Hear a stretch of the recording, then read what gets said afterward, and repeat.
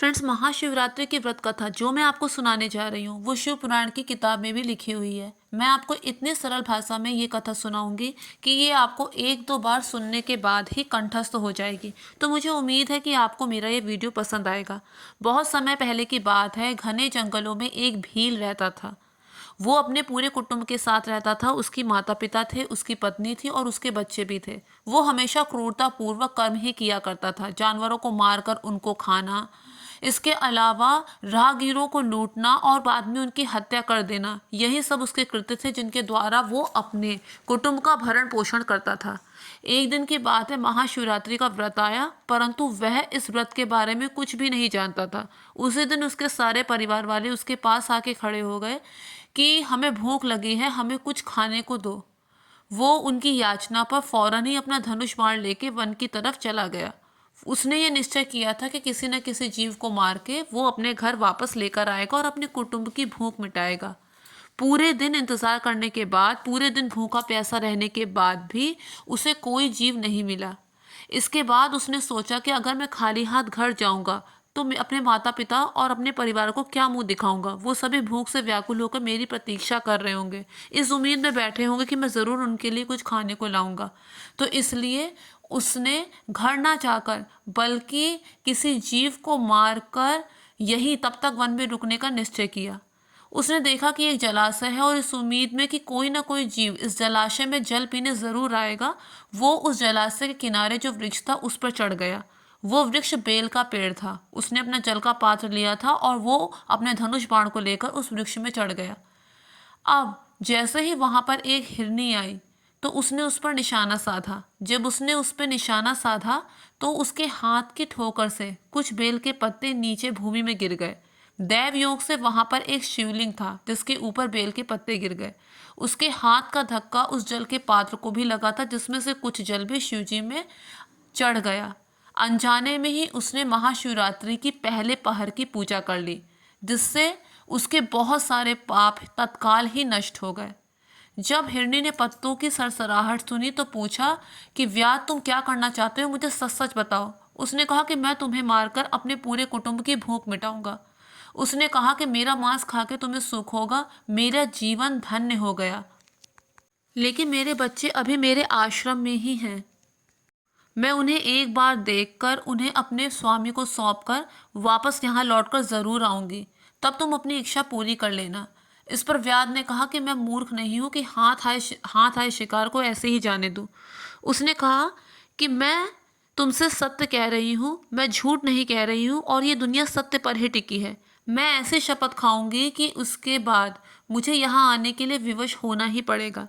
इस पर वो हिरनी कहती है कि सुनो व्याध, वेद बेचने वाले ब्राह्मण को जो पाप लगता है वो मुझे लगे अगर मैं वापस लौटकर ना आऊं। जो स्त्रियां अपने पति की आज्ञा न मानकर अपनी इच्छा से कार्य करती हैं उनको जो पाप लगता है वो मुझे लगे अगर मैं वापस लौटकर ना आऊं। जो ब्राह्मण तीनों काल की संध्या ना करे उसे जो पाप लगता है वो मुझे लगे अगर मैं वापस लौटकर ना आऊं। दूसरों द्वारा किए गए उपकार को जो मनुष्य ना माने, बल्कि दूसरे शब्दों में जो एहसान फरामोश हो, उसे जो पाप लगता है वो मुझे लगेगा मैं वापस लौटकर ना आऊं। दूसरों के साथ विश्वासघात और छल करने वालों को जो पाप लगता है वो मुझे लगे अगर मैं वापस लौटकर ना आऊं। भगवान शंकर से विमुख रहने वाले व्यक्ति को जो पाप लगता है वो मुझे लगे अगर मैं वापस लौटकर ना आऊं। इस तरह अनेकों शपथ खाकर वो हिरनी उससे विनती करती है। इस पर व्याध उसे जाने को कह देता है। उससे कहता है मैं यही तुम्हारी प्रतीक्षा कर रहा हूँ, तुम वापस लौटकर ज़रूर आना। और हिरनी वहाँ से चली जाती है। इसके बाद शिवरात्रि का दूसरा पहर आता है। वहाँ पर एक दूसरी हिरनी आती है। वो भी जलाशय से पानी पीने की कोशिश करती है, लेकिन तभी व्याध उस पर निशाना साधता है। उसके हाथ के धक्के से कुछ जल जल के पात्र से निकलकर और कुछ बेल के पत्ते टूटकर पेड़ के नीचे जो शिवलिंग होता है उस पर चढ़ जाते हैं और इस तरह अनजाने में ही उससे रात्रि के दूसरे पहर की भी पूजा हो जाती है, जिससे उसके अन्य सभी पाप नष्ट हो जाते हैं। उसका मन काफी कुछ निर्मल हो चुका होता है। इसके बाद जब हिरनी पत्तों के सरसराहट की आवाज़ सुनती है तो वो चौंक कर ऊपर देखती है और कहती है व्याध, तुम क्या करना चाहते हो, मुझे सच सच बताओ। वो कहता है कि मैं तुम्हें मार के अपने कुटुंब की तृप्ति करूंगा। वो कहती है मेरा तो देह धारण सफल हो गया। ये अनर्थकारी शरीर आज किसी के काम आएगा। जो दूसरों पर उपकार करता है उस उपकार को तो 100 वर्षों तक भी भूला नहीं जा सकता। मैं धन्य हो गई, लेकिन मैं एक बार अपने बच्चों को देखकर, उन्हें अपनी बहन को सौंपकर वापस आके तुम्हारी इच्छा पूरी करूंगी। तब तक तुम यही मेरी प्रतीक्षा करना। इस पर वो व्याध कहता है कि मुझे तुम पर विश्वास नहीं है, क्या पता तुम वापस आओगी या नहीं। इस पर वो कहती है कि व्याध, मैं विष्णु जी की शपथ खाकर कहती हूँ, मैं वापस लौटकर ज़रूर आऊँगी। जो व्यक्ति विष्णु भगवान का भक्त होकर शिव की निंदा करता है, उसे जो पाप लगता है वो मुझे लगे अगर मैं वापस लौटकर ना आऊं। जो पुरुष अपनी स्त्री को छोड़कर दूसरी स्त्री के पास जाता है, उसे जो पाप लगता है वो मुझे लगे अगर मैं वापस लौटकर ना आऊं।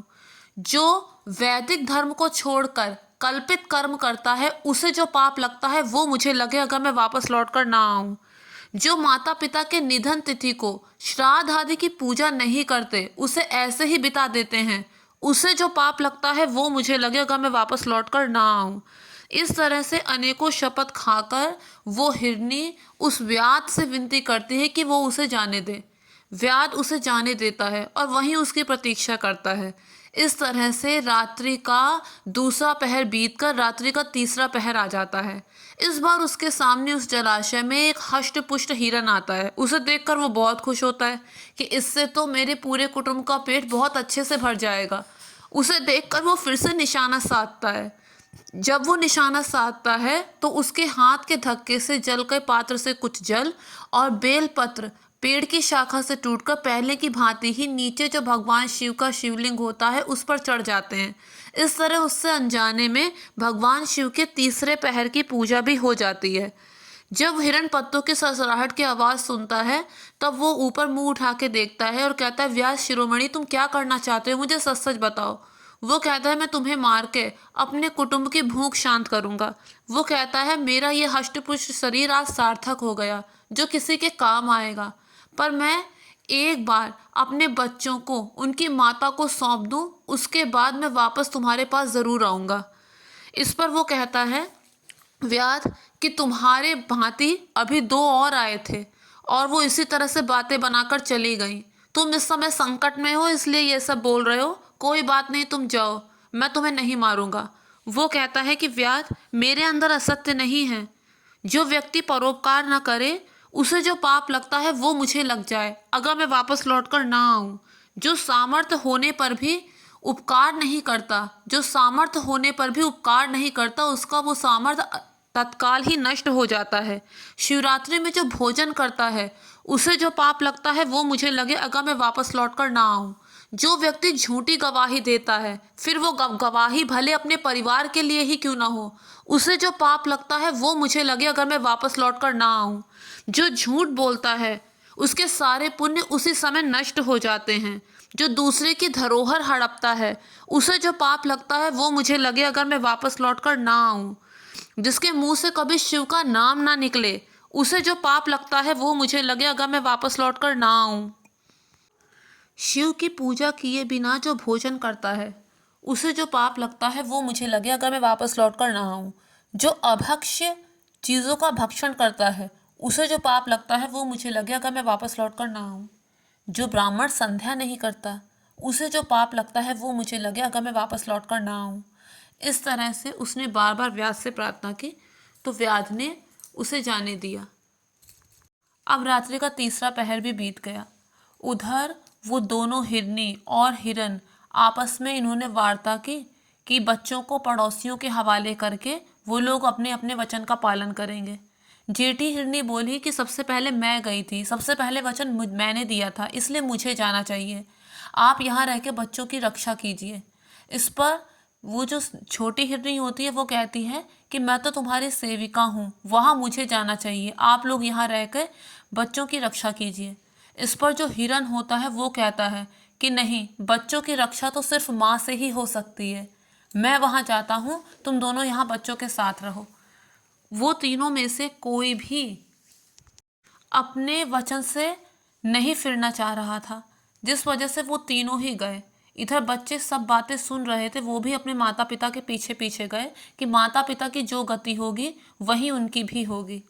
अब वो सब लोग वहाँ पर पहुँच गए जहाँ पर वो व्याध था। उन सबको एक साथ देखकर व्याध मन में बहुत हर्ष आया और उसने निशाना लगाने के लिए फिर से धनुष बाण अपने हाथ में ले लिया। इस बार फिर उसके हाथ के धक्के से जल का पात्र हिल गया, जल शिवलिंग में चढ़ गया और कुछ बेल के पत्ते उसी शिवलिंग पर चढ़ गए और इस तरह रात्रि के चौथे पहर की पूजा भी उससे हो गई, जिससे उसका मन पूरी तरह से शुद्ध हो गया। उसने अनजाने में महाशिवरात्रि का व्रत रख लिया था। उसने चारों पहर की पूजा की थी। उसको अपार और दुर्लभ ज्ञान की प्राप्ति हुई। उसने अपने मन में सोचा कि ये जो हिरण है ये अज्ञानी होते, ये पशु होते हुए भी कितने ज्ञानवान हैं, सभी अपने वचन के कितने पक्के हैं, सभी अपने आप को परोपकार में लगा रहे हैं और एक मैं हूँ जो मानव की देह पाकर भी कितना अज्ञानी हूँ। मैंने सदैव क्रूरतापूर्वक कर्म ही किए हैं, हमेशा दूसरों को दुख ही पहुँचाया है। मेरा ये जीवन व्यर्थ है जिसने हमेशा कुकृत्य करके ही अपने कुटुंब का भरण पोषण किया है। इस तरह उसने उन हिरण हिरनी को ना मारने का निश्चय किया, जिससे भगवान शिव उसकी दयालुता पे प्रसन्न हुए और उन्होंने उसे अपने दिव्य स्वरूप के दर्शन दिए। भगवान के दर्शन पाकर उसके समस्त पापों का नाश हो गया, उसे सुख समृद्धि मिली और इसके बाद आगे चलकर उसका नाम गुहू पड़ा।